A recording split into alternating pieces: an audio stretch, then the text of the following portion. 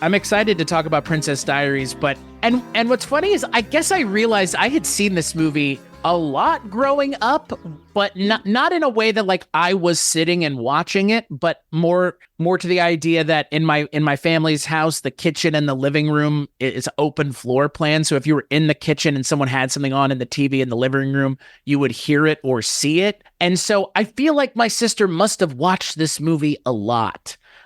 Because there are parts of this movie that I distinctly remember. And as I rewatched it for the episode, I was like, oh my God, I remember so much more of this than I really remembered, like, or even anticipating. Because I don't know, like this movie came out when I was 11. I'm 34 now. So that's a long time. It's been at least 20 years since I've seen this movie. So it's a pretty long time. It's been a long time since I've seen it. And I realized as I was watching it that when I would think of this movie, I would be thinking of things perhaps that happened in the second one and not in the first one. It was so interesting as we went through it. So yeah.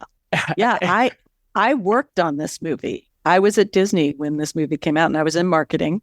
So I created the website for this movie. That's amazing. Wow. See if it's still out there. It is gone. I looked on the Wayback Machine didn't archive it. Well, because all of those websites at the time, everybody was building websites in Flash because that was what you built to make them look flashy, and that was the standard for movie websites. And they're almost all gone now because they just don't hold up to updates because nobody uses Flash anymore. It's kind of a shame that the age of the movie website has gone away too, because I remember plenty of movie websites that had all kinds of wild shit, like games you could play, Easter egg type stuff, and like now it's like, nah, we don't care. Like, and it's not that I don't care, but I think they're much more interested in spending money elsewhere. I guess like paying influencers to show up at things. I guess that's the kind of replace the website is just the social media of it all. Yeah, the website is the social media, and it was interesting to be there when MySpace was definitely had become the power player in the space social media wise, but Facebook had just, when I was leaving, Facebook was basically taking over and was about to kill MySpace. So like 2007, 2008. Yeah. So I never really visited the websites for movies or TV shows when that was a thing. I just didn't, for whatever reason. I guess I just figured they were still out there, that there still were pages set up for things. And I mentioned I just finished rewatching Shogun, and apparently there is a website with all sorts of great content that I have yet to visit.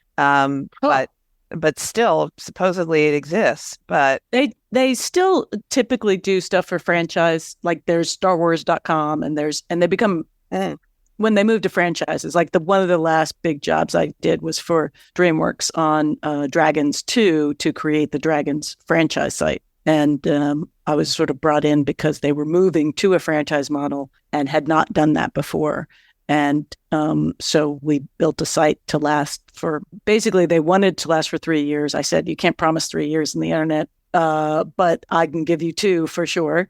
And it was around, it may still be around, actually. It was around for a long time. And that model was used for some of their other Trolls and things like that in the early days.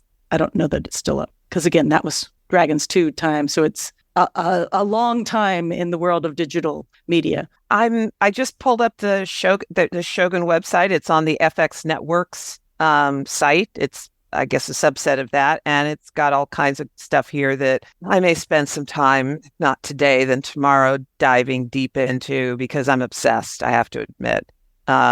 It just completely took over my life for a few weeks, and certainly over the weekend. I think it's been like a month almost, because last time I talked to you, you were talking about it. Well, they were dropping it one episode a week, and it began airing end of February, and they just aired the final episode last week. And it's for me a a perfect example of why I like the weekly release as opposed to the big drop, because my life would have stopped if all 10 episodes were out there, and I had other things to do. I wasn't at a time when I really could have my life stop so I could watch this like I wanted to. But you don't have time to think about it, absorb, and all that other kind of stuff that you do when it's a weekly thing for something like this in particular, with the richness that it has. So anyway, I love that I had to give 8 hours of my life immediately to Fallout on Amazon Prime because they just dropped all 8 episodes.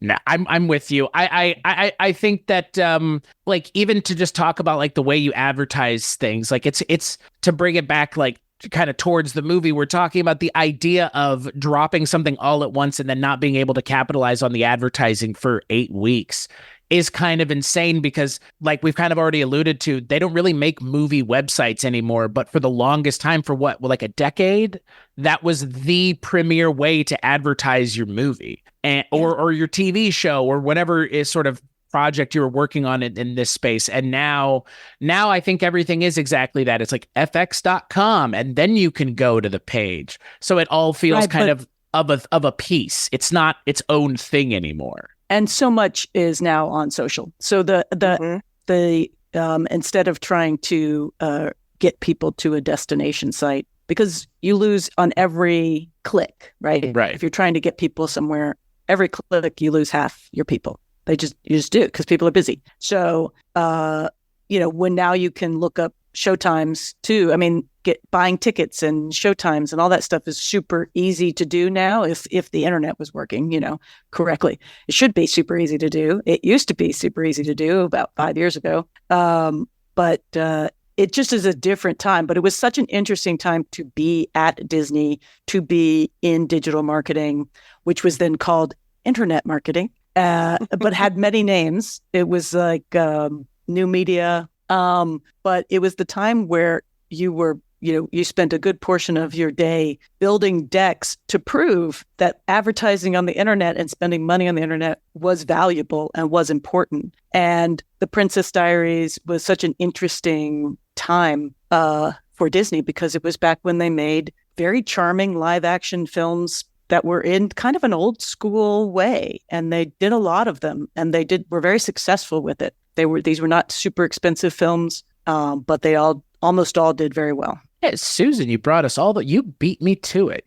Hell of a transition. Because on this episode of the Culture Cast, if you've clicked on it, you know that we're talking about the Princess Diaries, but you may not know who these two are. This is Sharon and Susan from 80s TV Ladies. Hi, this is Sharon. And this is Susan. Now it sounds like an ad for your show. It almost sounds like an ad for your... I've heard that ad before. I almost said, welcome to 80s TV. I was waiting for it. I was like, she's just going to go there.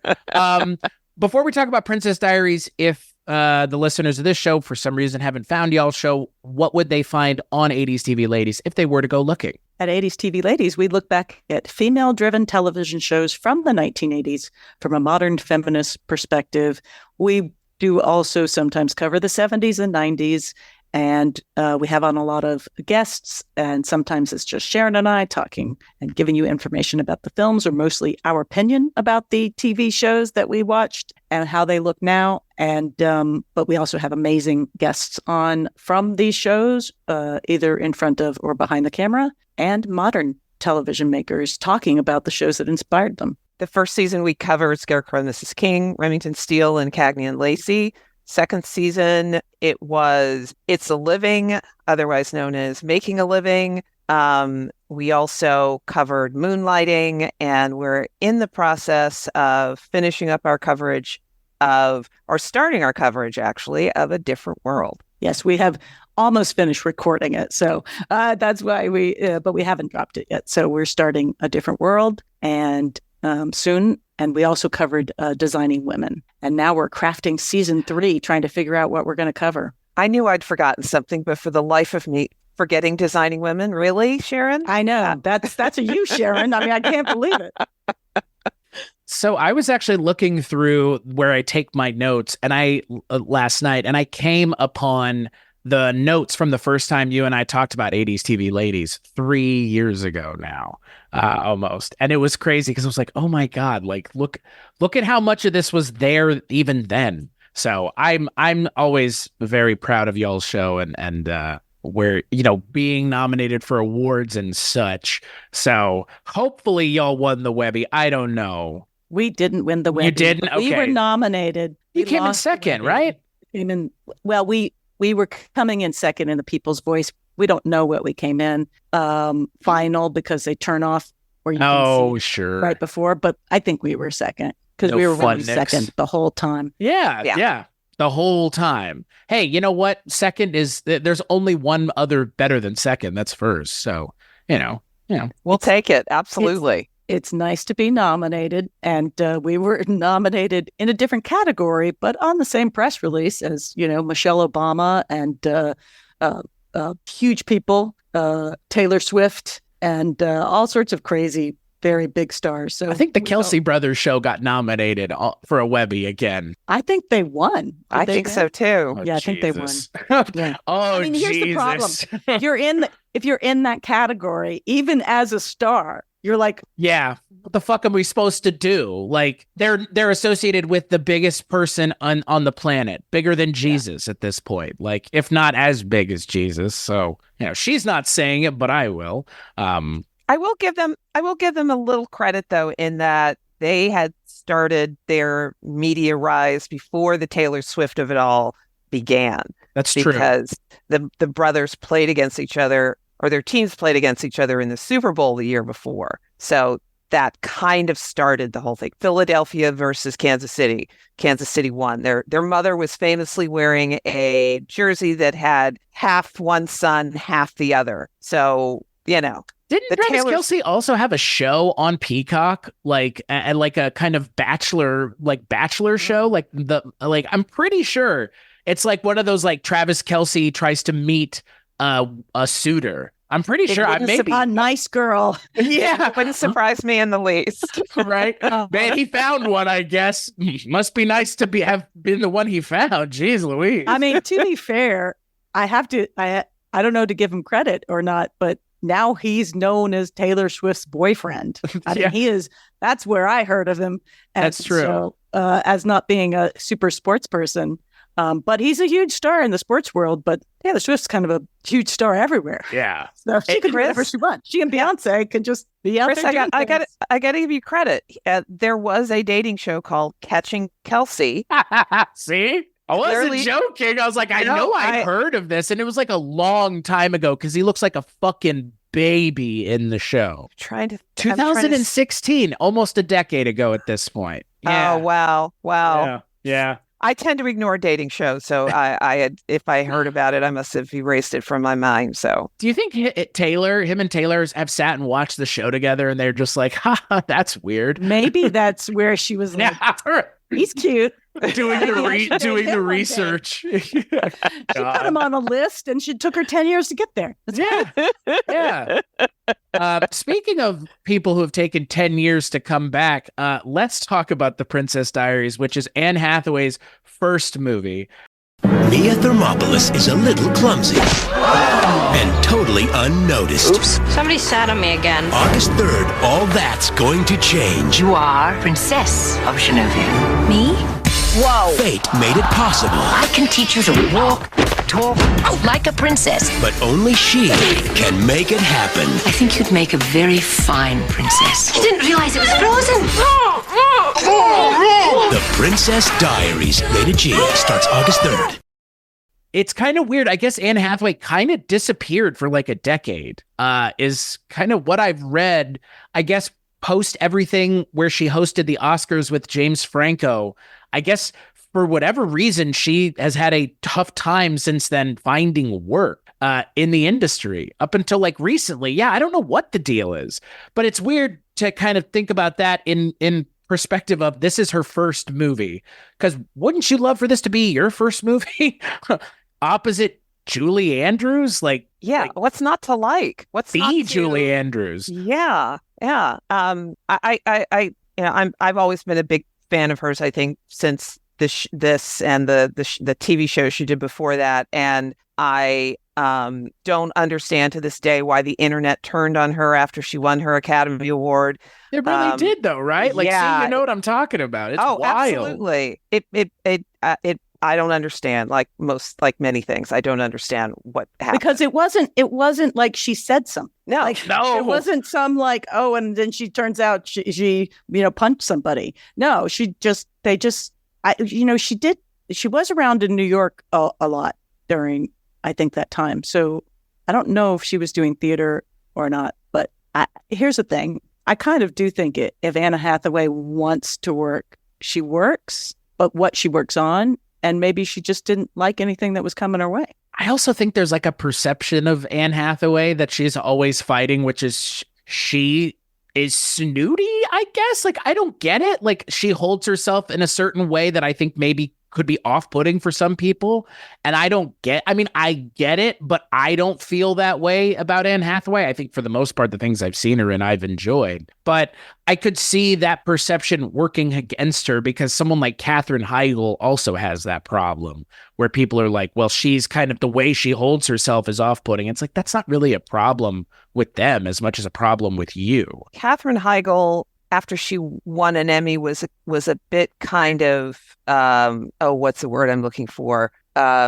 Ungrateful, let's say, the next year when she talked about how I just don't have work this year that I feel is worthy of being nominated, so I'm not submitting myself for an Emmy. I don't know what the hell was going on behind the scenes there, but a lot of people, myself included, did not take kindly to that. That was a bit much. I think you could probably point to some things in the industry about Katherine Heigl that I'm not sure you can point to about Anne Hathaway. Exactly. Certainly in terms of what I've seen and heard. But that.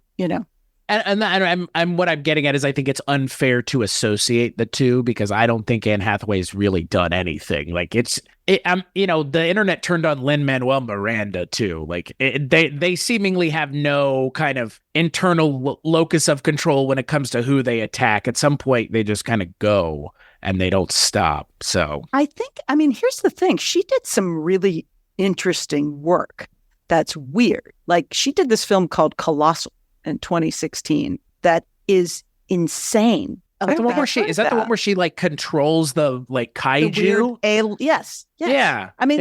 Who does that except for somebody who's like, I want to do something interesting and can't. I'm going to challenge that maybe, again, she didn't just want to play a princess for a while. Now she does because she's like, well, we've all been, it's been a while. I want to get back to work and I'd like to get a big paycheck. She's so delightful. Such a debut. And, we talked, we've interviewed, but haven't aired the Marsha Ross, the casting director for the Princess Diaries and a ton of Disney stuff, because she was also in casting in the 80s. So she talked about, she was really known for finding pretty amazing talent. And this was one of the big gets for her because it was such a successful launch of a person who held her own against Julie Andrews. And clearly, there was a lot of comparisons to Julia Roberts because the director was Gary Marshall. And so, which I think was kind of unfair, although she does have sort of this ridiculous smile that also young Julia Roberts has, or now Julia Roberts has. It's pretty interesting to rewatch this movie because I have not watched it since it came out, and I watched it in pieces when I was working on it. So it was like, oh my God, this type of movie does not maybe exist somewhere on Netflix. Like it may exist in streaming, but in terms of a big studio doing something like this, and like all the movies they were making during that time in 2001, they were really making a lot of this kind of film, which was family film for everybody, general audiences, a G-rated film. And Gary Marshall was tasked with making it as funny as possible as a G-rated film. And I didn't remember it being a G-rated film until after I watched it and then did a little reading about it. There were so many things about this movie that surprised me. when I went back and started reading about it that either I didn't know or just had completely forgotten about. And to your point, Susan, Disney doesn't even make movies like this anymore. Like, Not for theatrical release, that's for sure. No. And I'm not going to say it's a shame, but I also don't, I'm not going to say that don't know this movie deserved to be in theaters, but if this movie had come out when streaming was a thing, it might have just gone on to streaming too. That's the thing that's hard to know given how much the model has changed, given how much change there is with how people consume media. I don't know if this had come out on streaming, if it would have a bigger audience than it got in theaters, but that's the thing. This movie was immensely successful, not just in terms of critically, but in terms of launching Anne Hathaway's career, kind of showing a new generation of people, Julie Andrews, which I'm assuming then led people to watch Mary Poppins again, and probably The Sound of Music and so many other things. But the movie, it being a success the way it is, like you said, Susan, it just doesn't happen this way anymore because these kinds of movies don't get a studio putting any amount of push behind it. They'll just go, it's a comedy, put it on streaming. And I think because of the subject matter, it's about a teenage girl, and because it's G-rated, I think that there's almost no chance that this goes into theaters in today's climate. It would definitely go straight to streaming and hopefully be really successful. But I can't imagine that any studio would put the money behind that they'd need to put behind something like this to get people to go see it in a theater. And what's interesting, and because we actually have talked about this, and I'm trying to remember the context. Oh, the Princess Switch films. So these are on Netflix. It's a franchise. I really hadn't heard of it, but it's basically the streaming version of the Princess Diaries, except that they're twins. So it's also Parent Trap meets the Princess Diaries, and it's Vanessa Hudgens, and they're hugely successful. They were Netflix's really, in some ways, first franchise. And there's 3 of them. Is that right? Yeah, I think so. There sure are. Good Lord. Oh, my Lord. You really haven't heard of them, but I'm telling you, there's one of Netflix's most successful original movies. Is it like a Hallmark movie type thing? I mean, like elevated a little bit more because it has Vanessa Hudgens in it and it's on Netflix. It's sort of, which, in theory, Bridgerton's kind of a Hallmark kind of thing. I was going to say, isn't that very well produced? Definitely not G-rated. Yes, and definitely not G-rated. That's true. Whereas the Princess Switch are, I imagine, PG-rated, no more than PG-rated. It's insane to me that this movie has a G rating. Like, a G rating is not easy to get. Like, it's not easy. It's actually pretty hard to get for a live action movie in the early 2000s, right? I can't imagine. It's weird to me. Like, it's weird that it's a G rated movie, a live action G rated movie that came out in 2001. Like, I thought G rated is normally solely for animated stuff. But even then, Shrek is PG, I'm pretty sure. Well, but Shrek, I think that was a big deal that Shrek was PG. It was one of the early PG animated films. Like, it was like people were upset because that was when people cared about, I don't know, what they showed their kids. But here's the thing. Again, I have to go back to, I was like, what movies was I working on during this time? Okay, this is what came out from Disney and their various, like, through Miramax or Touchstone. Spy Kids, live action kids film. I think that was PG-13. Spy Kids is PG. I mean, I'm sorry, PG. Okay. Yeah, I'm pretty sure it's PG. Yeah. Bridget Jones's Diary. Definitely not G-rated. But a live action, like, medium budget film, right? Yeah. Pearl Harbor, Giant Bruckheimer, right? And I'm sort of skipping some of the lesser known ones. Atlantis was their big, The Lost Empire was a big animation. Crazy Beautiful. This was Kirsten Dunst and Jay Hernandez. And it was basically this sort of tortured romance, young romance. Again, it was a weird film for Disney to release, even under the Touchstone label. It was more of an indie movie. And then The Princess Diaries. The Others was released on Dimension, which is Miramax, so that doesn't really count. But here's the other thing. That same year, they released Bubble Boy. Huh. John Travolta? No. Well, the Gyllenhaal remake. It's the Gyllenhaal comedy inspired by The Boy in the Plastic Bubble. but I know the writers of this movie, and it was insane that this movie got picked up and made because it's so goofy, and it's actually now a musical because those writers are also musical theater writers. But it was that Bubble Boy was such a weird movie for us to release. Nobody knew how to market it at Disney, and because it was sort of it was in the between. It really wasn't for little kids because there was a lot of ridiculous humor, but it was for high school kids. Anyway, but we also like Corky Romano. We just talked about that movie on an episode of The Shabby Detective because it has Peter Falk in it, and I low-key love that movie. Chris Kattan was originally supposed to be in Bubble Boy, and that role went to Jake Gyllenhaal instead, which totally makes sense if you think about Bubble Boy, because Chris Kattan would have a little old for the role, not such a boy, but a man, but yeah. Yeah, that would have been a very different movie. Monsters Inc. Was the big fall Pixar, and so it's an interesting. And then Royal Tenenbaums was sort of the big Oscar bait. I found a list of box office performance for G-rated movies in 2001. Now, some of these were re-releases and such, but just in terms of just to give you an idea, other than what Susan has mentioned, I'm not seeing. I'm not going to count that one.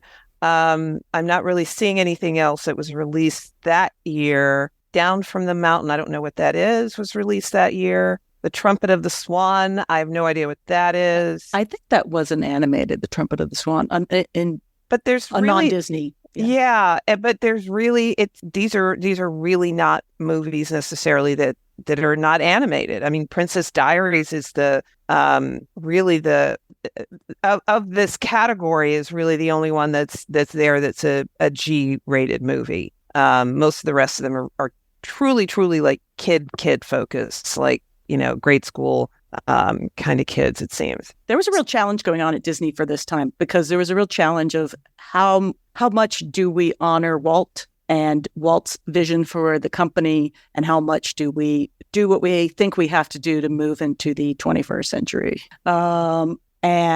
And I think this movie was definitely trying to sort of honor those classic Disney movies in a lot of ways of being for everyone, the four quadrant movie, because people cared. Also, a PG rated film would actually sometimes do better than an R rated film because it had a bigger audience to go see it. Right. People would take their kids, and they wouldn't take their kids to R rated movies. That doesn't necessarily stop people. I mean, now nobody goes to the movies, so I don't know. But that's a true statement. Nobody does go to the movies. But I think one of the things that's a little bit sad is Princess Diaries was a little bit of a shared experience. I think even if it was of the time when movies could be cultural touchstones and be affecting. And if you were a young person, maybe a young woman, more than a young man, but this was a very important movie for you. This was a movie that everybody knew about, was very successful, and I think would have been like a beloved movie. And we just don't have as many beloved movies that people know about, that everyone knows about. Princess, which is a beloved movie franchise for a certain class of people, but it's not a general audience class. And Princess Diaries was. And the minute they got Julie Andrews to be it, that was when it became, I think, more than, a smaller movie. I mean, like, it just, when they got Julie Andrews, I'd probably, put it over the top. But there just aren't those kind of cultural, we don't touchstones anymore. Everything is so fragmented. People are there's so much. It's a combination of so much and really hard.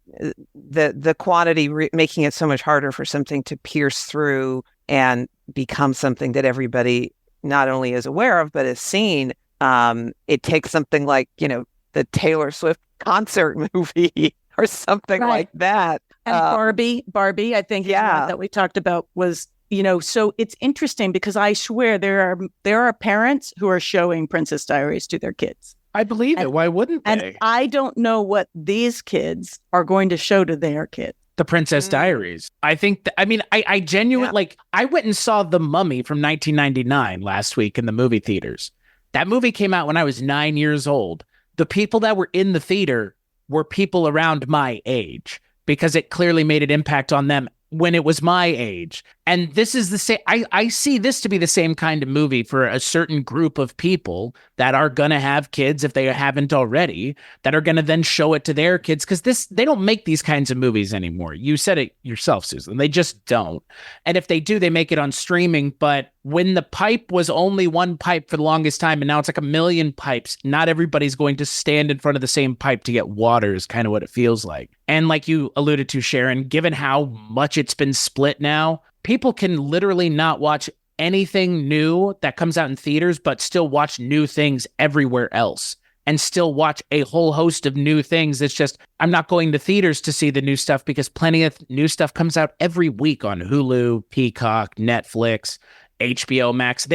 They've gotten to the point where they have to release something new every week to compete with people going to the movies or thinking about going to the movies. Oh, instead of going to the movies on a Friday night, we can stay in and watch a 3-hour-long Netflix documentary. Okay, let's do that instead. That's the competition now. I mean, I watched this on Disney Plus. I watched this the way they probably wanted me to watch it, which is on streaming. But I wouldn't be surprised if this gets a theatrical release, a re-release, given Disney has been doing all kinds of other things. And, you know, what's funny is for a lot of people, The Princess Diaries is probably the Disney movie that they remember as a kid. But the one that I remember is actually The Parent Trap from 98. Which with Lindsay Lohan, the Lindsay Lohan one? Yep. Which this movie doesn't exist without that movie being successful. Because that movie kind of sparked this idea of let's go back to making kind of old school live action movies. And The Princess Diaries, it feels like it is kind of a remake of something else. It's not. It's based off of a book, but it does kind of feel like, oh, how is it that Disney hasn't told this story already at some point? The company known for having princesses is part of their whole shtick as Disney is Disney princesses. So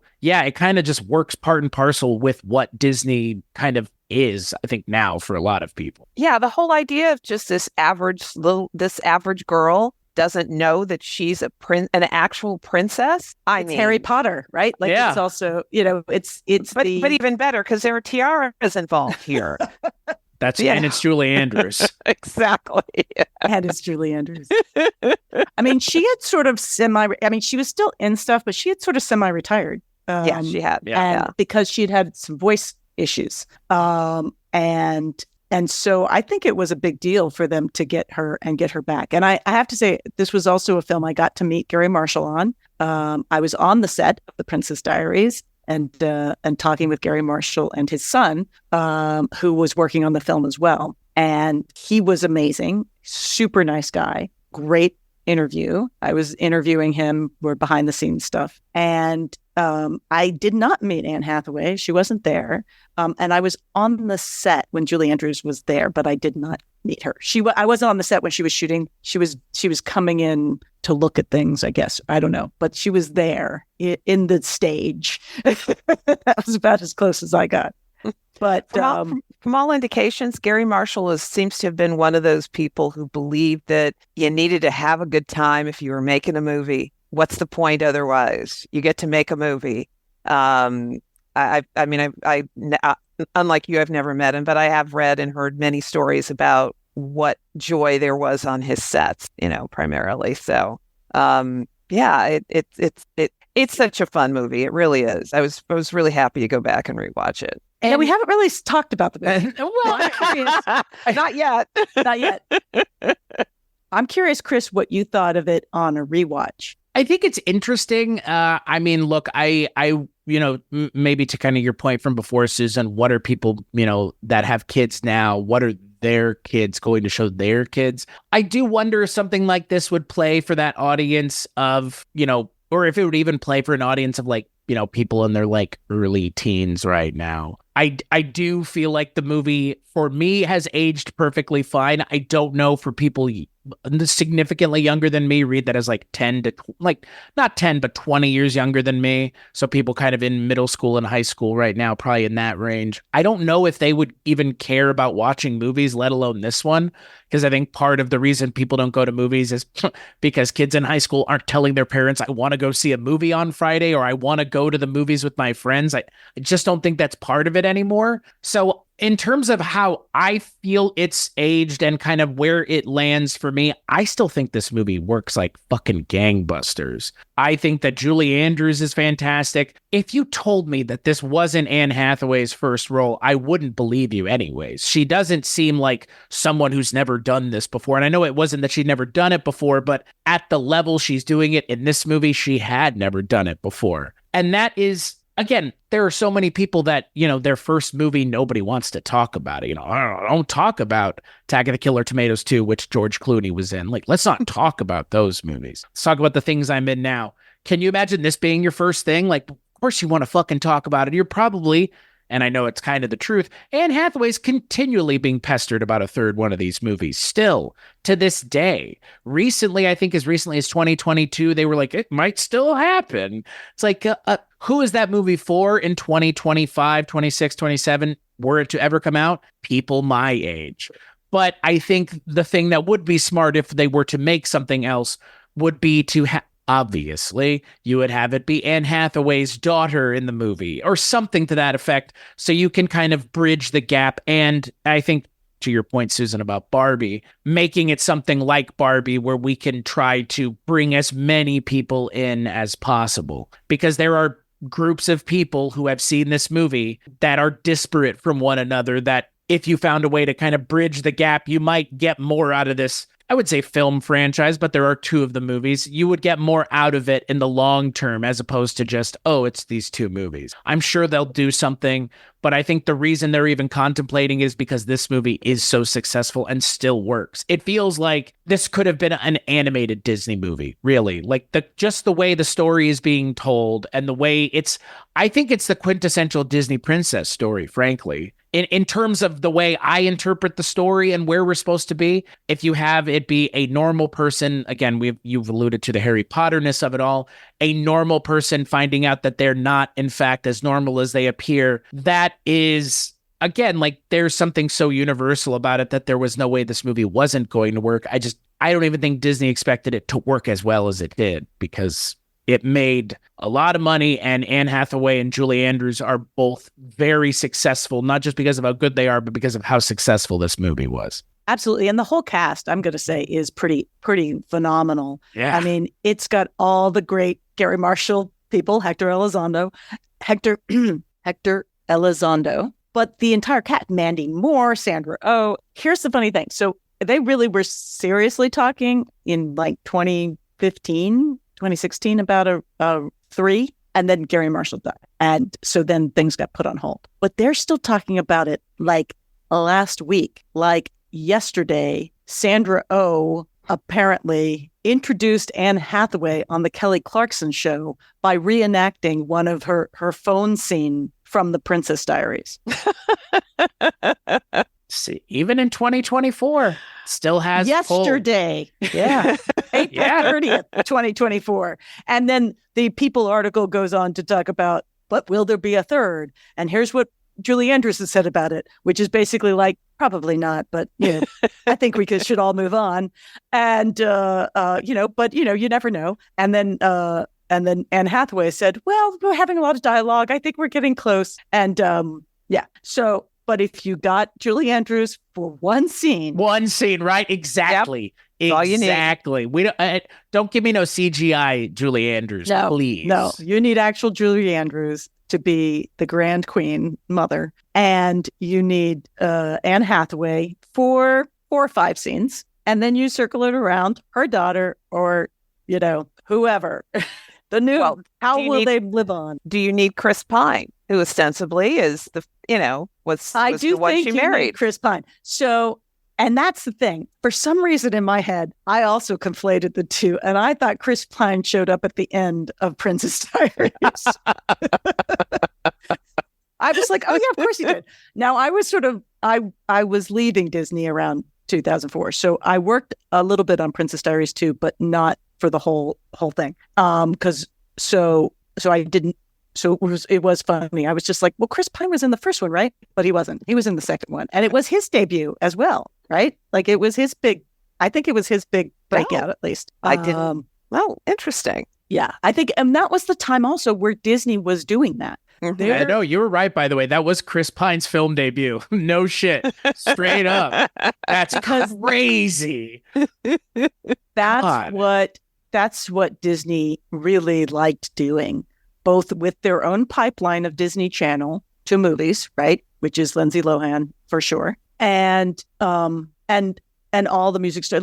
Like they had created a pipeline to sort of craft stars and then launch them into movies for young adult movies. And it was working. It was really pretty good at it. And they also liked finding stars. And I think that was why, I definitely think that was one of Marcia Ross's, she found Heath Ledger for 10 Things I Hate About You. I mean, he was known in Australia, but it was his first American film. And so that was, again, it was such a time when movies were crafted. And because of how there really is no studio system anymore. They're giant conglomerate studios, but there's no studio system. There's no studio system for developing talent, for crafting story, and for really long-term thinking about how are we going to continue to tell stories that invite people in and make us money. But it started with how are we going to entertain people so we can make money? It didn't start with how can we make money and end there. And that's where I think it starts and ends now. And you can do that, and you can sometimes make cool stuff, but it's not the goal anymore. The goal of those corporations, it's not. Their goal is to just make more money. And if they can do it by, cutting some line of code, they'll do that. And if they can do it by just raising the price, till people stop subscribing, they'll do that. And they'll do that before they go, maybe we should make some really, really, really good content and think about what we're going to make now and 3 years from now. I mean, Marvel is sort of, and Disney is sort of doing it, but they're sort of kind of killing their golden gooses, and so it's weird to feel nostalgic for the time that I was at Disney. Because at the time I was like, oh, there's Disney stuff. Yeah. I was already pretty cynical, and I loved some of the stuff we worked on. And I thought it was very charming. But I also felt like that Disney cared too much about chasing box office. And that was a joke. I was there when we were the first studio to ever cross $1 billion in annual box office. For the whole studio? The whole studio release. We were the first studio to do that, I believe, with Pirates, the Year of Pirates. And it came out. It was a big, banner headline on Variety. Oh my God, Disney had $1 billion movie year. How quaint. How quaint. How quaint, really. And I should have seen the writing on the wall when the next day we had a big meeting and they're like, congratulations, that's great. We have to beat it. Yeah. They didn't even like, oh, maybe we'll get a cake. We didn't get a cake. They just were like, no. It was almost like, what have we done? Because we now is have the to bar, feed this. and you will never not feed it. Yeah. Anyway, but back to the Princess Diaries. Here's what I will say. On my rewatch, it was longer than I thought it was going to be. Yeah, it's almost 2 hours long. It took a long time to get started. You would not have that much time now in a movie. A lot of that character stuff, because there's just not a lot happening in the first 25 minutes of that movie. You're setting her up character. And again, it's all charming. She's afraid of speaking. She's, very dorky. She's got very bushy eyebrows. So of course, only time Anne Hathaway would ever be called dorky in her entire. It's almost like when Anne Hathaway transforms on screen, she transformed permanently. You know what I mean? Yeah. Oh yeah. Yeah. There's never, once that hair gets straightened, we never ever see her have to straighten it again.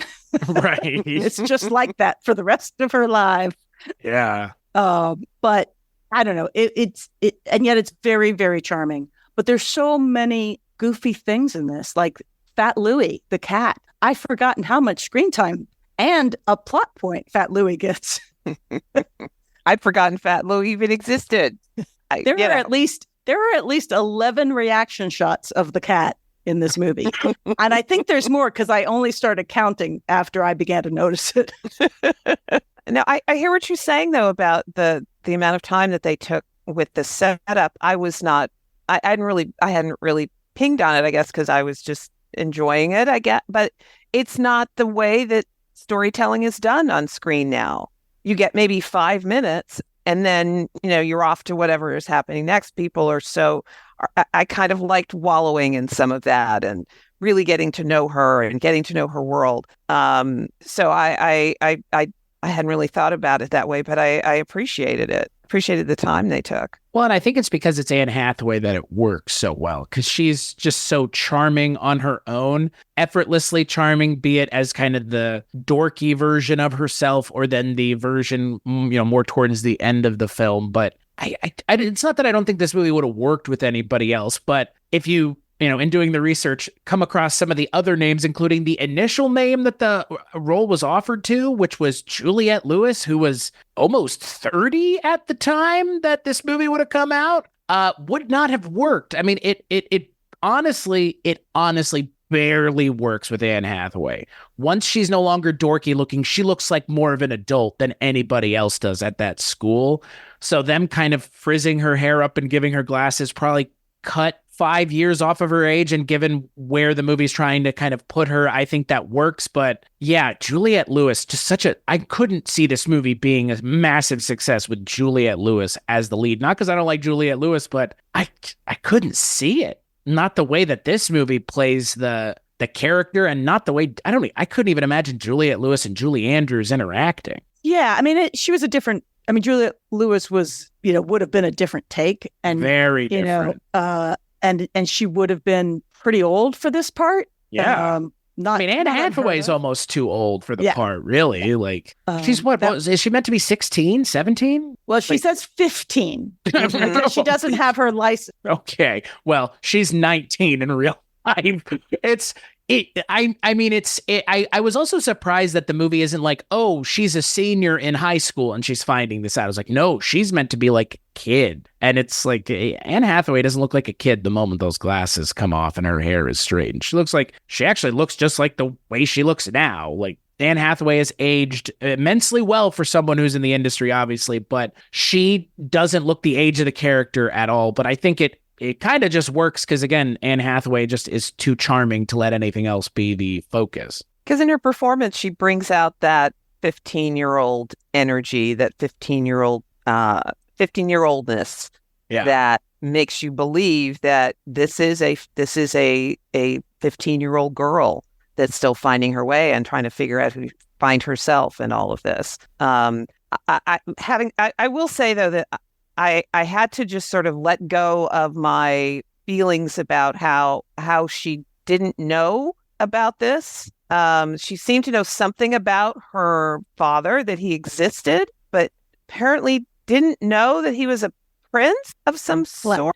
Didn't know her grandma was queen either. Like, what the fuck? For real, movie? It was, but I was like, okay, I'm just gonna, because I'd forgotten how they had set all this up, because they sort of seemed to gloss over the whole, we kept this from you, but we're all good now, right? But which, as you do in a movie like this, you can't really think about those kinds of things too long.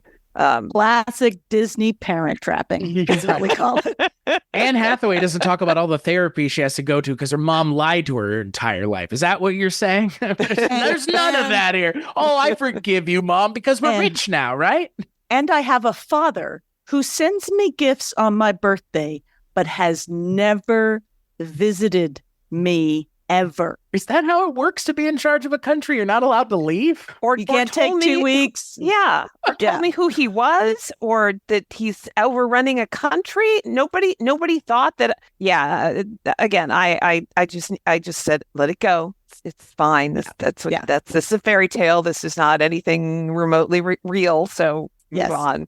It's Cinderella. So, And again, I just want to point out that The Parent Trap is about two people who divorce, and they each take a child, one of the twins, and never see each other or their other child again. This was before the internet, Susan. They didn't know how to get a hold of each other. You know, once someone leaves your life and the internet doesn't exist, you can't find them anymore, right? Isn't that how it works? No? Which We like oddly enough makes more sense to me than what happened in this movie in terms of her father, because at least she knew he existed, but again, didn't show up. But I'm not saying Parent Trap makes sense in that regard, but it makes more sense. I mean, what's funny is, and I think I've brought it up before when we've done an episode, but have either of you seen Halloween Town? It's a Disney Channel original movie from the mid 90s. Have not.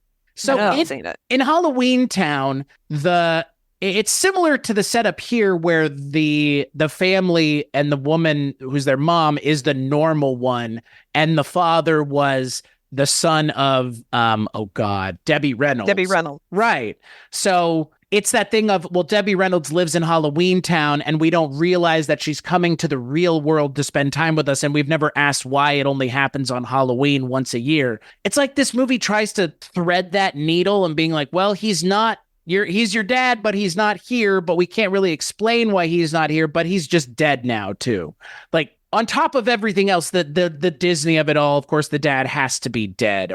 And I love that there's a moment where they hang a lantern on. It's like, Heather Matarazzo goes, get over your dad being dead. It's been 2 months. Like, it's only been 2 months and they're acting this way. Like, for fuck's sake. Talk about parts of the movie that didn't age well. That was just like, get over it. Your dad's been dead for 2 months. Holy shit. And that's her best friend. Yeah. Well, yeah. I mean, And then, the best friend, it's a very challenging role because there must be a scene missing where she's ignoring her best friend. Right. Her best friend to be so incredibly mean when she shows up looking clearly beautiful and then awful. And then you kind of get later at the end of the scene that she hasn't been telling her what's going on. But we don't see the part where her best friend is missing her. And we see it later. But in that fight where her best friend is really awful, like terrible to her, like Mean Girl level. Yeah. And even worse, because that's your best friend. That you're like, what is happening? And I there must have been other shots or a scene where the character who I'm blanking on, Lily,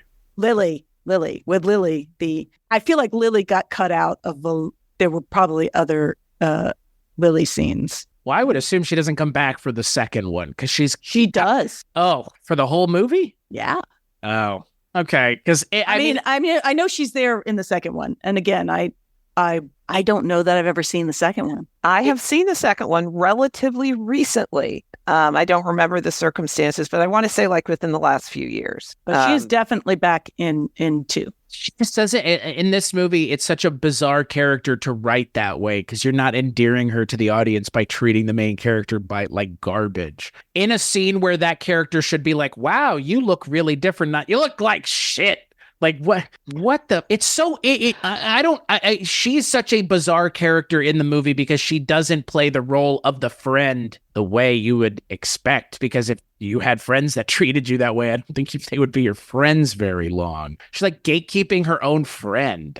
And that's why I think, because at the end they're resolving where she's like, I'm sorry, I haven't told you what was going on. So it really does read like a scene where there was a previous scene that got cut from the movie that was, Lily needing something from her and her being like, I gotta go. And basically hurting her, because all of that scene feels like you've let me down so much. And yet we haven't seen that.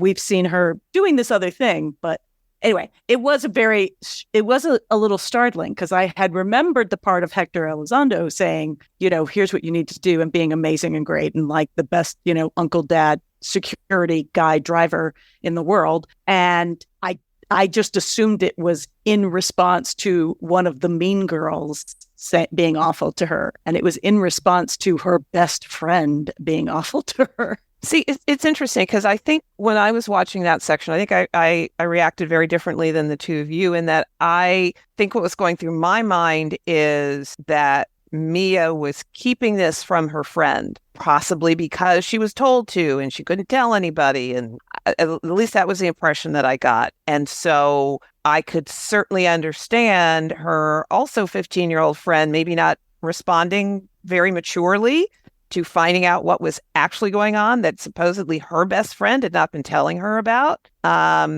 I could totally understand that and see that, because when you're 15, you're not rational, you're not reasonable, you're not, your emotions are all over the place, and so I guess basically I just reacted a little differently than the two of you did to that part of it the didn't read story. as harsh as it did. No, it really didn't, because they both were. I don't know, because I think underneath it there was that connection that they had. Lily was not, one of the mean girls, and so they felt like she could be honest and say what the heck's going on in her own way. So I guess I took it as I'm thinking about it now as being an indication of how close they were, that they could just honestly say what they were thinking to each other. For whatever that's worth. I mean, and again, I think so, but I think again, it's sort of that weird thing of like, we don't see characters like that. I mean, where, it's like, oh, if you're going to be the best friend, you have to act like the best friend. And here's the best friend acting like a 15-year-old girl who got her feelings hurt. And so she's a petulant teenager in the moment and going, well, I think you look terrible. That's ridiculous. But yeah. And that could be a response to, oh my gosh, you look so different, is what she's probably thinking. What happened to my friend?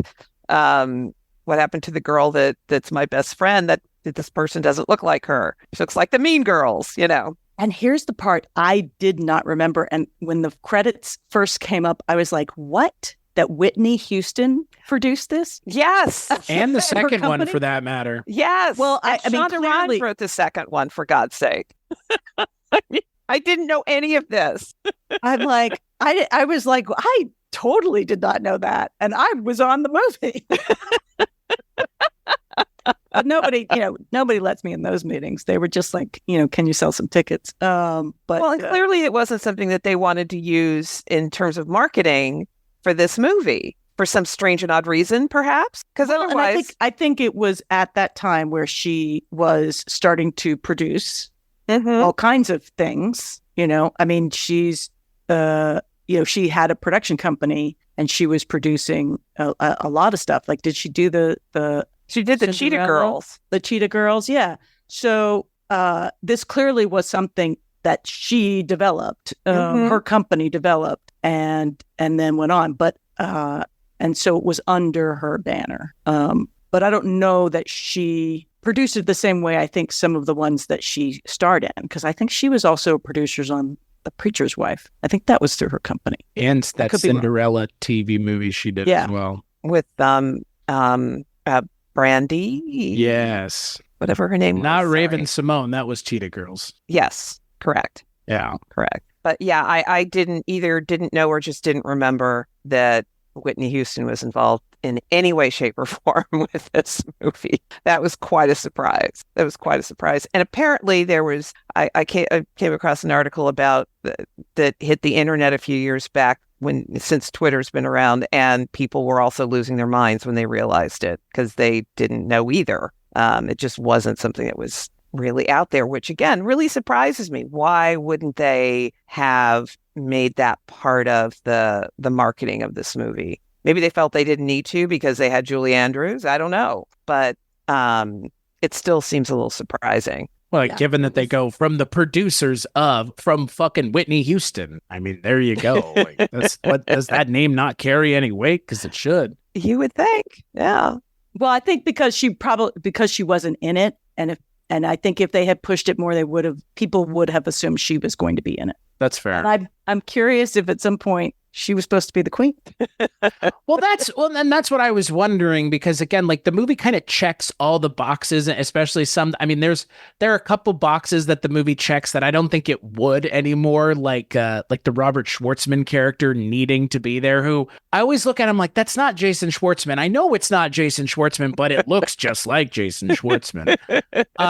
But his character kind of unnecessary. The Eric Von Detten character kind of unnecessary. I don't know if they would even be be in a version of this movie if it was done today. Where Probably not. yeah, No. where the lead character needs to be, antagonized by a male character, but then fall into the arms of her sister's friend or brother, I guess. Yeah, which is, just so we're all clear, that is not something that any of those people would be okay with, Heather Matarazzo included. That's not how that works. She'd be, oh, great, my best friend's dating my brother. Cool. I don't think that's how that works. Like, I just out at least out of pocket. I don't know. I feel like that's kind of happened a lot in these kind of movies where you've got the brother who's sweet on the sister's best friend or whatever. That happens. I agree. I'm saying I don't think it would be a thing now. I think now if you made this movie, it would be much more of a focus on Anne Hathaway's character. And I think that they would even kind of, because that's the other thing that I think is, I wouldn't say odd about this movie, but it does kind of add a wrinkle to what I would say maybe the film's message or politics is.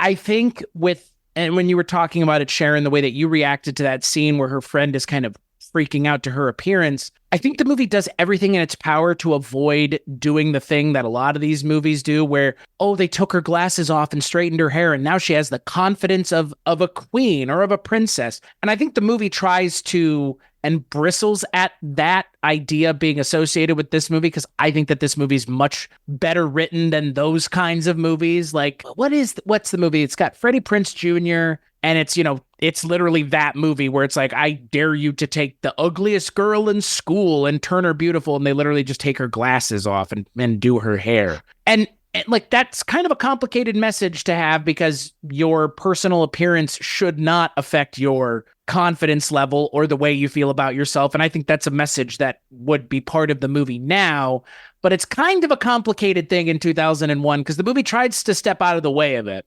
Because, I mean, again, it's a positive feel-good message. That message, though, can kind of be interpreted negatively, and it's not like you have to try very hard to interpret it negatively. It's those kinds of movies are dragged now because of how kind of backwards and pedantic to take someone's glasses and hair down, and that makes them beautiful. That sentiment is not one that I think is widely accepted, if anybody even cares about telling those kinds of stories anymore. Well, interesting that when this time was approaching before we started this podcast, I was thinking that sort of thing, this whole makeover thing, was something that I found as I was watching it, I was a little put off by. But the more I think about it, no matter how her appearance transformed, she was still the same girl underneath it all. It didn't solve all of her problems. In fact, it created a whole new slew of problems. And she was not treated any better by the mean girls. And,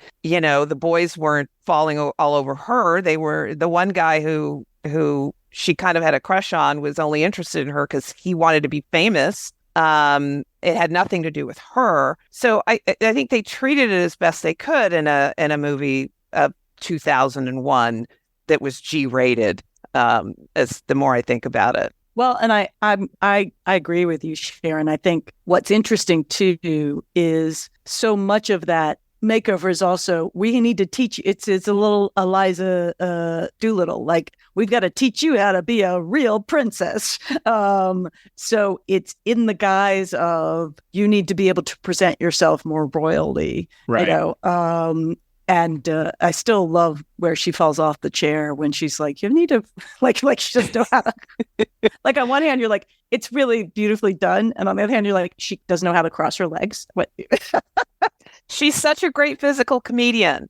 She is so good in those moments and a lot of the physical stuff that they have her do. She's just so great. And the statue, I'd forgotten the statue bit, and I had forgotten, which I loved, where she breaks the finger off of the statue. And I also love the fall on the bleachers, which totally, I was like, did she hurt herself? It looked like, that didn't look intentional. Like, that looked like a genuine, like, they just caught that moment. But they used that moment in the trailer for the movie. That moment shows up everywhere in the marketing for the movie, for whatever reason. I read that was not supposed to happen, but she just kind of tripped and then just kept on going with whatever she was supposed to be saying. And they were just amazed that she was able to just continue on, just move on with it and continue on with the scene without without breaking. So yeah, Anne Hathaway's performance in this is really great.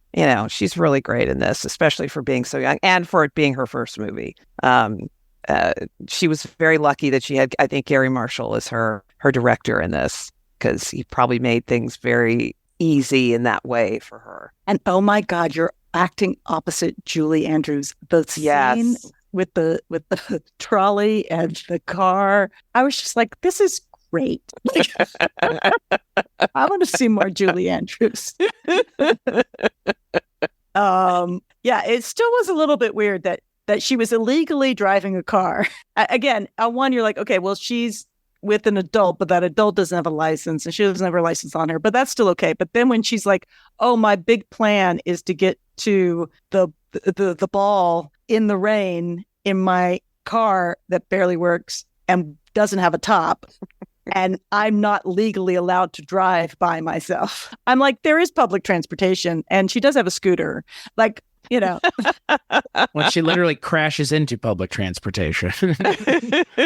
I think what's funny is that scene, it plays really well, but you could see that not playing well at all in a similar kind of movie played a different angle, because again, it's like, oh, look at, I like, that's the thing. I think because it's Julie Andrews, this movie has aged so well that none of the things that could be off-putting in a day and age where people theoretically like this, doing things theoretically like the things that she does in the scene, would be like, oh, don't you know who I am? Kind of scenario that would be realistic. But Julie Andrews just plays it so perfectly that it doesn't matter. And that's probably, I think, for me, the thing that I appreciated the most about this movie is the story kind of being what it is, of like, oh, this, let's just say it, this white girl who gets found out that she's rich and powerful, and she becomes rich and powerful.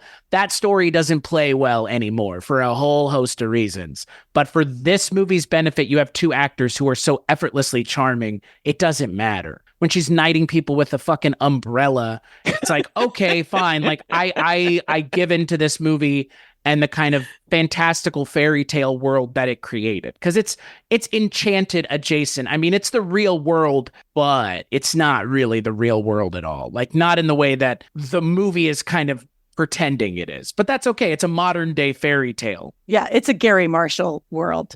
Right. Yeah. It really is. And just in the way that we don't talk about how in Pretty Woman that Julie Roberts' character is basically a prostitute. Nobody talks about that. It's just charming. Yeah. Not even basically. She is totally a prostitute. Yeah.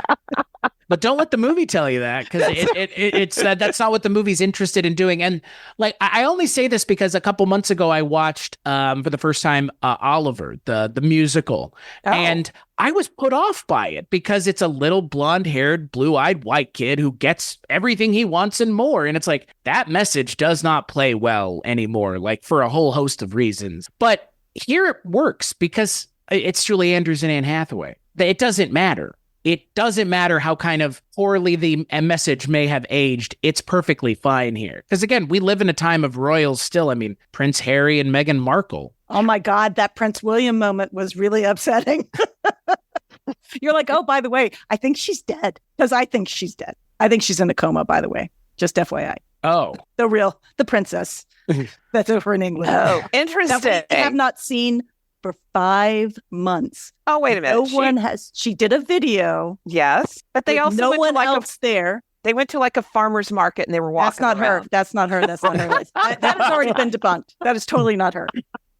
I'm telling you. And I don't care about royals. It is so weird. Rich is so freaked out because I'm like, oh, is that who's driving the conversation? It's Richard today. No, Royals no. Watch. No, he's appalled that I care. But I'm like, okay, now I can see it.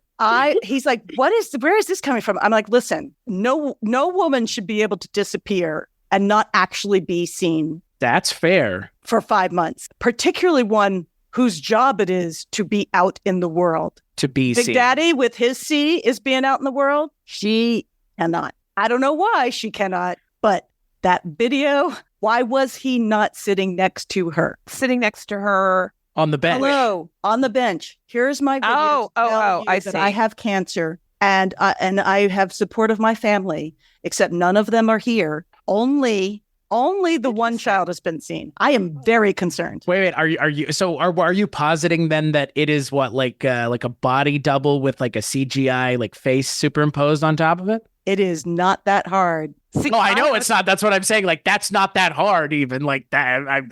People are very sure that video is not. It has been affected as much as the photograph. So the first photograph that gets put out, they're like, "Oh, William took this," and then it gets in trouble, and then they're like, "Well, Kate manipulated it by just like a mom would do." They threw her under the bus for that photo that supposedly William took. That was completely manipulated. That has been rejected as being like, this is so manipulated, we don't trust it. The AP is now saying this is not a legit photograph that we will accept. I didn't realize that this was still going on. Oh, God, yeah. See, I have a totally different take on this. Okay. I think they're in the process of separating, getting a divorce, or maybe trying to fix the marriage, whatever. And she is using, not as an excuse, but she had surgery. They found cancer.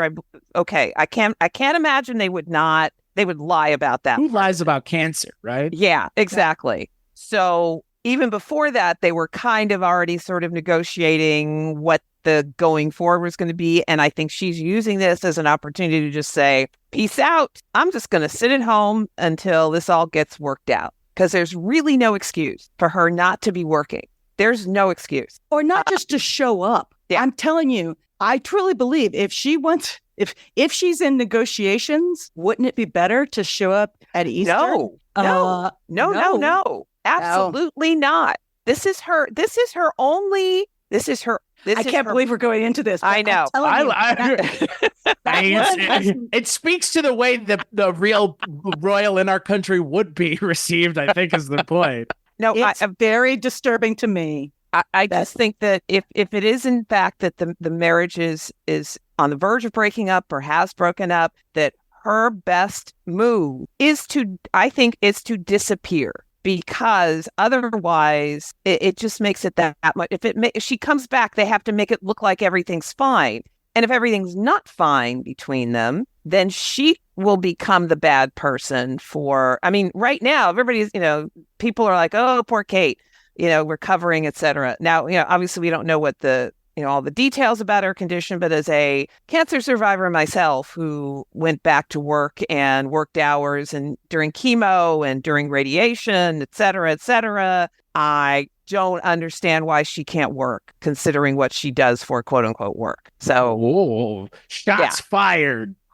I mean, I'm with you though. Like, I think any way you look at it, the way everything went down with Princess Diana, with the dress, with the one black sheep on it, like that was her ability to kind of cry out as loudly as one can in those circumstances. But I think whatever the reason is, I think she has more power now than she would if she was just divorcing him and leaving. Mm-hmm. She's doing something either way. And if she is in a coma, that fucking sucks, obviously, for everybody, herself included. Because in a lot of ways, the last people I'd want in charge of taking care of me are the British royal family. Yeah, no kidding.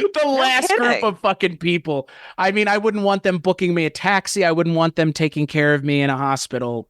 I wouldn't want them doing anything. So, yeah. Well, it is her advantage that she's got parents that give a damn but true. But nevertheless, which Diana really didn't have, but that's another story. I don't know how that's going to be Princess Bride 3. That's what I was. So that's what I was actually thinking.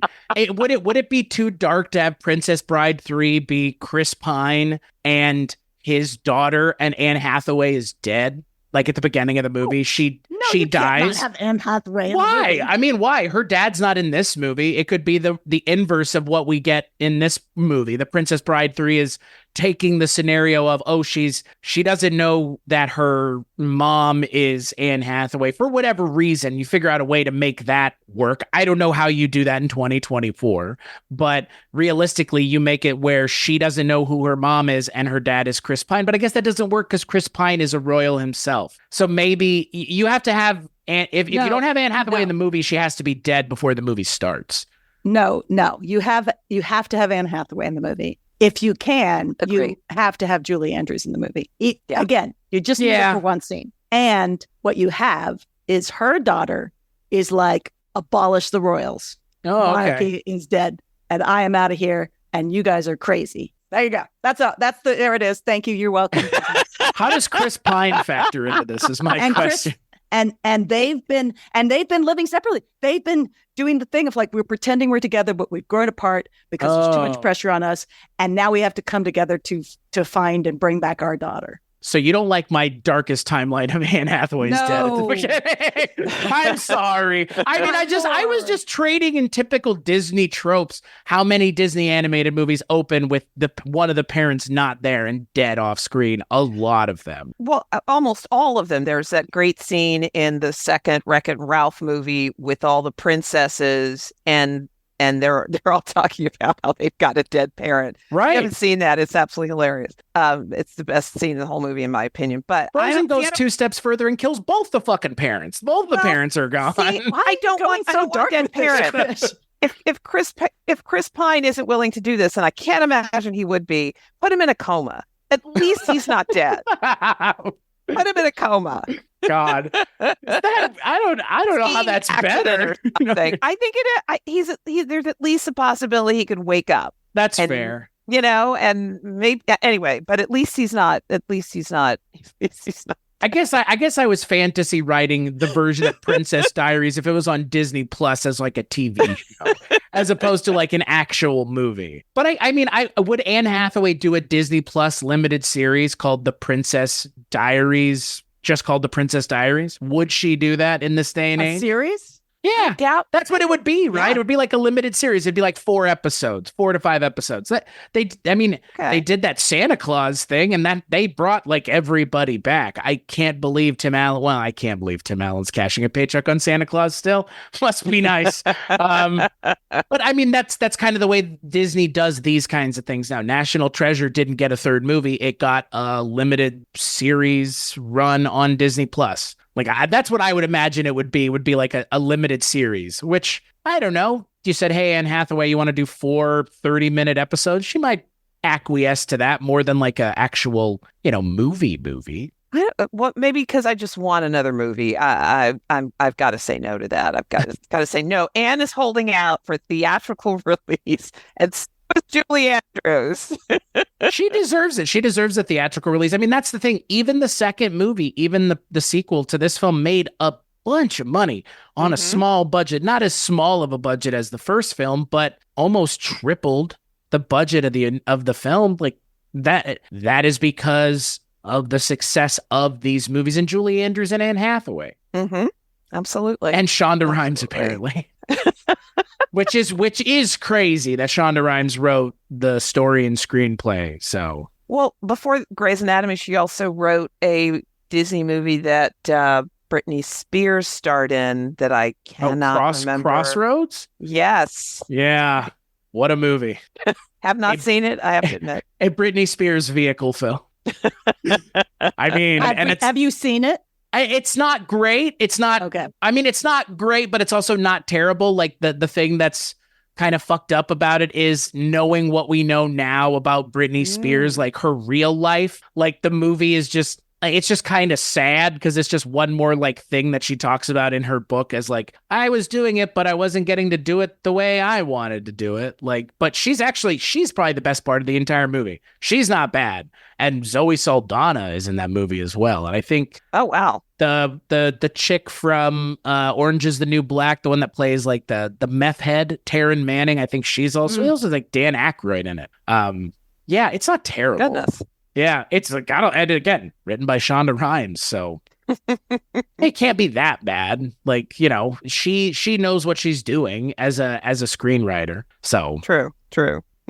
I mean, she created Grey's Anatomy and Scandal and How to Get Away. Well, like, how many things has Shonda Rhimes done at this point? She's She's had about a half a dozen series, Yeah. a couple that didn't last that long, but yeah, she's doing all right. Good for her. Yeah. I mean, that's the thing. You bring her back to write the third one, there you go. right? I mean, I'm in. there you go. I mean, yeah, Shonda Rhimes is still kicking it. Like, she's still doing, she's still working. I mean, that's the thing. Everybody who is in this series is still working in Hollywood. Like, even, I guess you could say Julie Andrews is retired. She's retired. Yeah. I mean, but In as much as anybody's retired, right? Like, yeah, for the right price, just even the right Harrison check, Ford yeah. came back. Yeah. yeah. Yeah. Harrison sure Ford that- said he didn't want to do Han Solo again. And how many times they got out of him? 2 more times. So I'm not sure that Shonda would come back, considering the antipathy that existed when she left. But you never know. Like you said, I know Netflix is paying her a boatload of money, so maybe it would take an equal boatload of money to get her to come back and do another script for Princess Bride. But I'd love to see that. yeah. That'd be great. Well, I will say I'm not going to be surprised if a third movie ends up coming out in the next 5 years.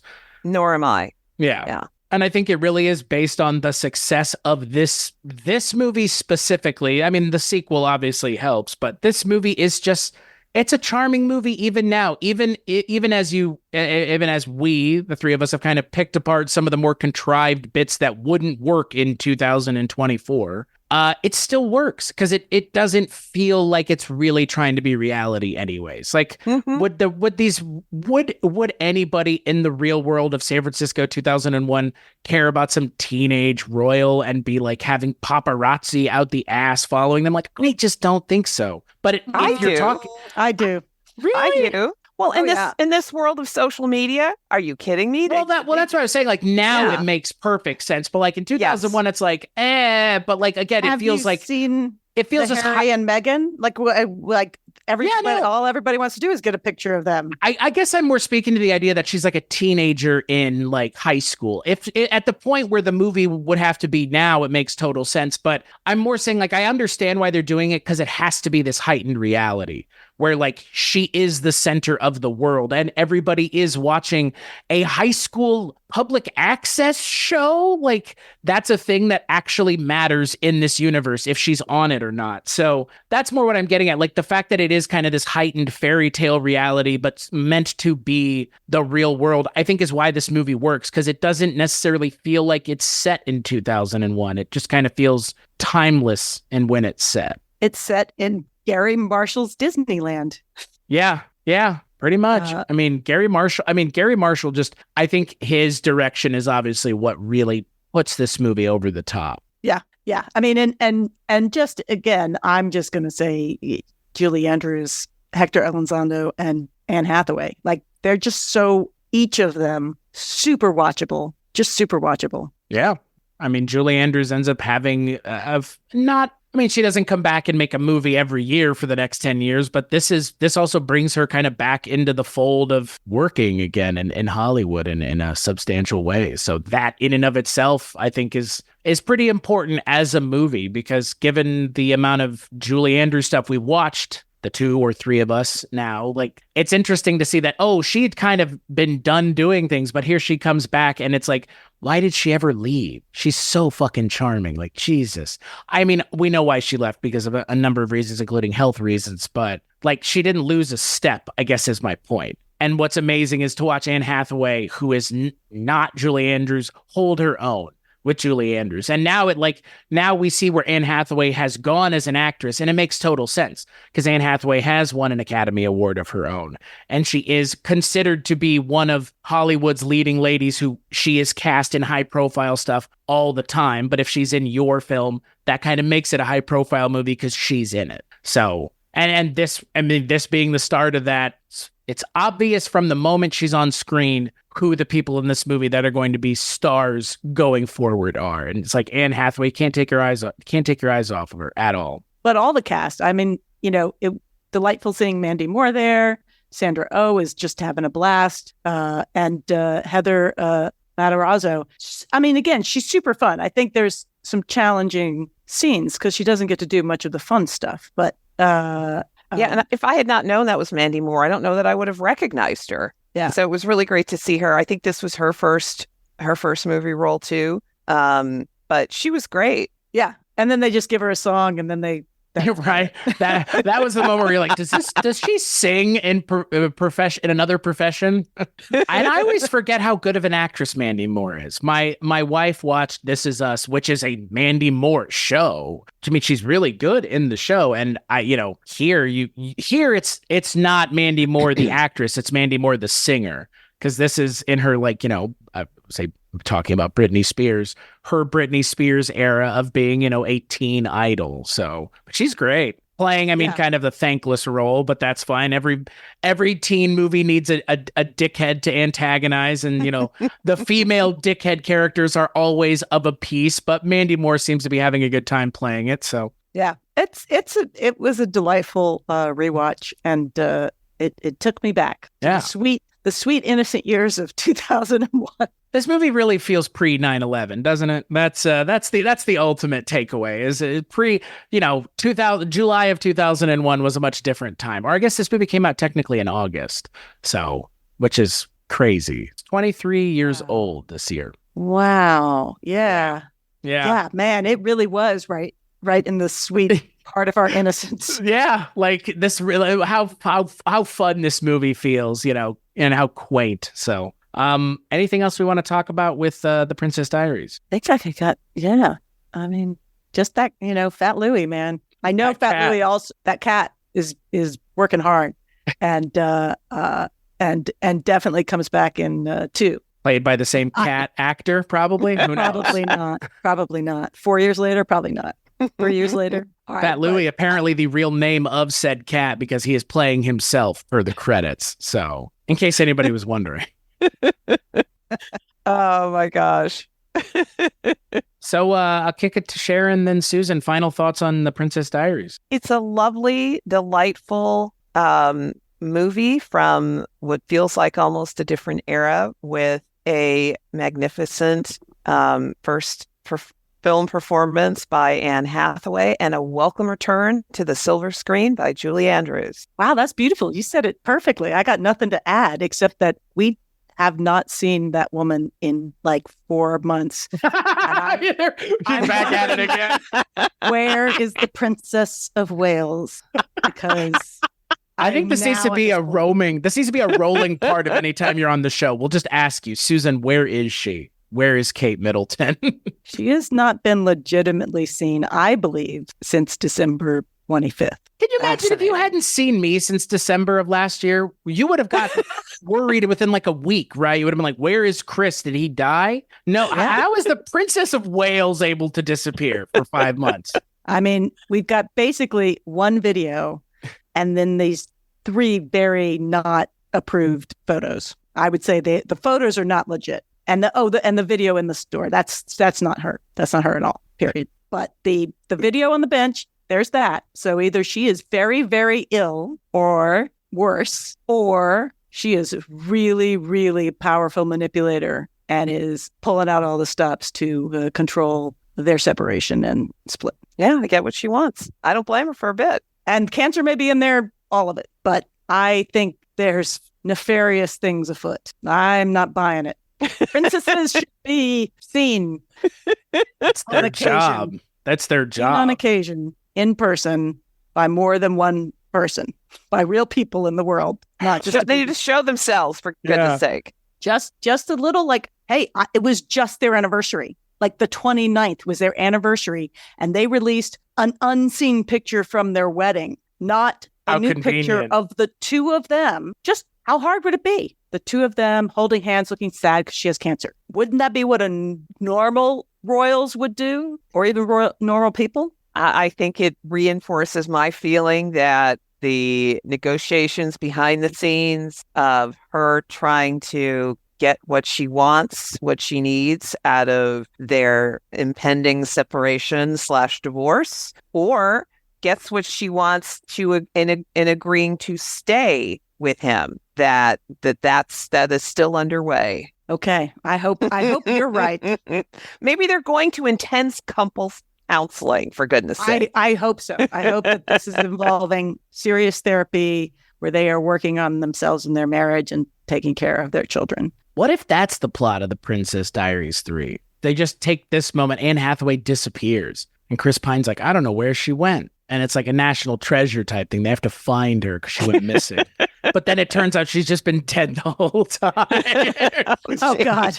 Or in a coma. You guys said, I mean, Susan, I don't know what you're alluding to. She's either dead in a coma or hiding.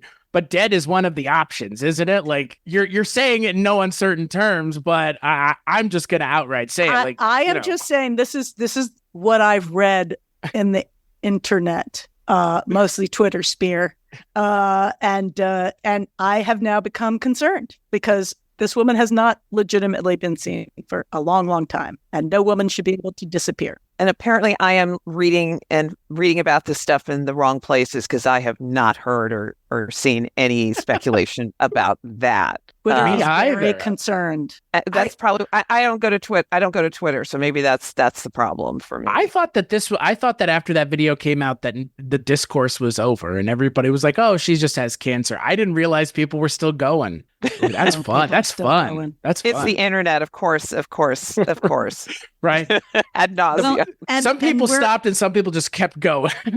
We're in the age of what is reality, and I really have to question because things can be manipulated. Now, again, I hope that she is okay and just recovering from cancer, and it all is what they are telling us it is, or that they are just negotiating whatever the state of their relationship is. However, I am very concerned about women in the world these days. And it is not unheard of that women going through a separation end up dead sometimes. Or I am not worried about that just because of what I said earlier about her family and her parents, who I think are very, very she is very close to, and I don't think they'd have a problem marching out in front of whatever camera and telling the world what is happening to their daughter if it was something nefarious. And if she is unfortunately iller than they have let on, it would be up to her to say what she wants the world to know. And I think if it's anything nefarious, I can't imagine her parents not being her advocate to the world. They seem savvy enough to be able to handle that. So, and I think she would let them. Can't wait to watch the documentary about all this in like 5 years. Once we figure out what the deal was, we'll have a documentary and everything. It's gonna be great. We'll have to have an emergency podcast to discuss. Yeah, I mean, at this point, like it's too funny to me that. Like I said, I thought all this shit was over with. I thought it was done. Have we seen her since the video? Oh, no, that's fair. That's fair. We haven't. Yep, you are right. You are correct. It has been 6 weeks or so, maybe longer. She was supposed to, be after Easter, and it's after Easter. Mm-hmm. Their anniversary would have been the perfect time for just a beautiful picture together, if that's what they're even a beautiful family picture. Yeah, you're right. Something to mark the day, and one that the news media would feel comfortable publishing, that it doesn't have some of the issues that the last photograph did. So, and why haven't they? Right? That's the question. Yeah. If it is that easy, Just take a picture. It's not that hard. Yeah. Yeah. Ain't that the truth? Yeah, boy. No, we are. We're gonna have to address this again in the future because you brought it up. Well, when the Princess Diaries 3 comes out, be like, oh, what ended up happening with Kate Middleton? Oh, they ended up replacing her with a robot. Don't you remember? I'm glad that we went off on some interesting tangents because we would have never talked about some of these things otherwise. But to bring it all the way back to something about the royals, Princess Diaries is pretty good. And I can say that as a millennial, so I might be a little bit biased because this movie resonates with people my age because it was made for people my age at the time. So look, you could be in a worse movie as your first role or a worse movie as your role back to prominence for both Julie Andrews and Anne Hathaway, who, I mean, they're both great in this movie and neither one of them leave anything up to question. They put everything on the table. They're both fantastic in this movie and their kind of respective roles. And yeah, I mean, Gary Marshall makes it a movie worth talking about still. I don't know if there are a couple other directors who would have had that kind of ability to craft a timeless tale, but Gary Marshall seems to be able to do it better than most. So yeah, I see why they're still talking about doing a third one in 2024, and I don't think that it's out of the question. If not, we'll have to cover it at some point, the three of us, because that's how this works. We've volunteered ourselves to cover a third one should it happen. So until that day possibly happens, where can people find what y'all do? Our aforementioned podcast, 80s TV Ladies. You can find us. Our website is 80stvladies.com, and we're on all the social media, Facebook, Twitter, Instagram, etc. Come and check us out. We're even on TikTok now, but we only TikTok about once every week or 10 days. Yeah. Well, we might not have TikTok for that much longer anyway. So yeah. Oh, it's not going anywhere. It's not going anywhere. Somebody else maybe name will be at the top of the list, but it's not going anywhere, I don't think. Yeah, I'd be inclined to agree with you, given how much everybody seemingly. As for ourselves, Weirding Way Media is where you can find everything that I work on, or I don't work on, which includes 80s TV Ladies, the award-winning podcast, and the Projection Booth, the Feminine Critique, Twisted and Uncorked, a whole lot of things, including stuff that I work on. But you can find it at weirdingwaymedia.com, aside from one thing, which you can find at patreon.com/culturecast, which is the podcast Rank It on Bond, which I do with Susan's husband, the host of Richard Haddam's Paranormal Bookshelf, Richard Haddam. Ooh, see, he's got his own show now too. And the Projection Booth's Mike White. We talk about James Bond once a month, and we had y'all on for On Her Majesty's Secret Service, which is coming out, I think, in 2 months from now. So not immediately. This month is Goldfinger, which is just the three of us chatting. But yeah, you can find that at the $10 level and up on Patreon. Susan, Sharon, thank you both so much for joining me. This was fun. We went all over the place, places I did not expect, with something so innocuous as the Princess Diaries. Thank you, Chris. This has been, as always, lots of fun. So much fun. Thank you. And as always, we'll catch you on the next episode.